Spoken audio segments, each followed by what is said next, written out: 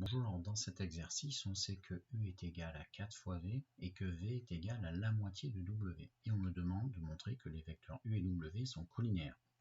La deuxième question est similaire. Alors en fait, c'est quoi deux vecteurs collinaires? J'ai gardé U et W comme l'énoncé. U et W sont collinaires si et seulement si, c'est le critère graphique, ils ont la même direction. Voilà. Pour faire ça, déjà, il faudra avoir un dessin, ce qui n'est pas le cas. Donc nous, on va devoir utiliser plutôt ici ta deuxième définition, que U et W sont collinaires, et c'est un critère calculatoire, si et seulement si il existe un réel cas, tel que U égale KW. Alors, en fait, ce que tu dois retenir, c'est que l'un doit être multiple de l'autre. D'accord? Et c'est ici l'objet de ma remarque, c'est que si un élève trouve que le vecteur U est égal à 3 fois W, ça équivaut à ce qu'un autre, lui, trouve W est égal à 1 tiers de U. Donc en fait, ces deux élèves disent exactement la même chose. En fait, l'un est multiple de l'autre. Ça dépend comment tu prends le problème. Est-ce que tu veux U en fonction de W, ou plutôt W en fonction de U? Voilà.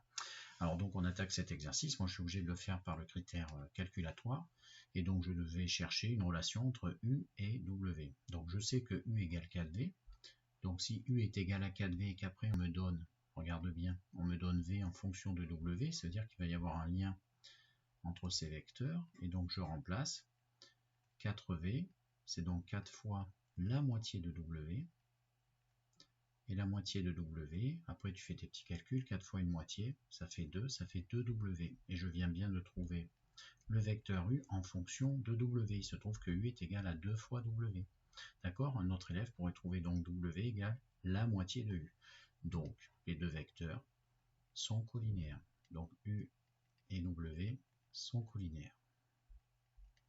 Pour la deuxième question, ça va être exactement pareil. Donc là, je finis d'écrire celle-ci. Il faut que tu observes tes vecteurs dont tu as envie de montrer qu'ils sont collinaires.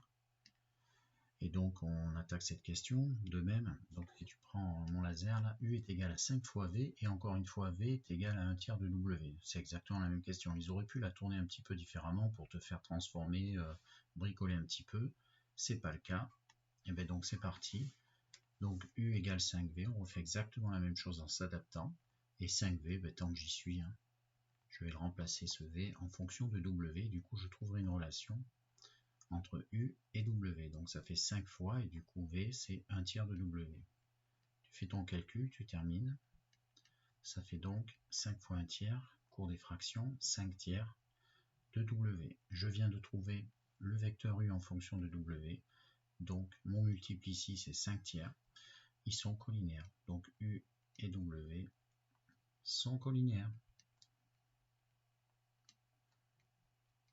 Ça veut dire que si on avait une représentation graphique, ces vecteurs auraient la même direction. D'accord? Voilà.